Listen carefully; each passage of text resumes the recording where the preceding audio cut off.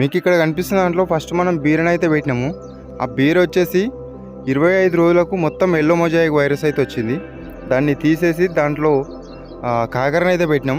అదేవిధంగా కాకర ఎందుకు పెట్టినామంటే మొత్తం తీసేయడం కానీ ఆ కర్రలు వీకేయడం కానీ జాలి ఇదంతా వేస్ట్ అయిపోతుంది, ఖర్చుతో కూడుకున్న పని. అప్పటికే మనం 25 రోజులు నష్టపోయినాం. అదేవిధంగా కొంచెం ఖర్చు కూడా పెట్టి నష్టపోయినాం. కాబట్టి దాని నుంచి ఏం చేయాలని చెప్పేసి ఆలోచన చేస్తే అప్పుడు మనం కాకర పెట్టడం జరిగింది అదే పాదులలో. అయితే రోజు మనం మార్కెట్ పోయే కాన్సెప్ట్లో బీర తొందరగా వస్తుంది కాబట్టి మన చేతి మీద కూరగాయలు ఎక్కువ లేవు అని బీర పెట్టి తొందరగా 45 డేస్లో కటింగ్ వస్తుంది కాబట్టి బీర పెట్టినాము. అది బెడిసి కొట్టింది. ప్రస్తుతానికైతే మన చేతి మీద క్యాలీఫ్లవర్ బ్రోకోలి అయితే ఉంది. అది 1 వీక్లో అయిపోతుంది.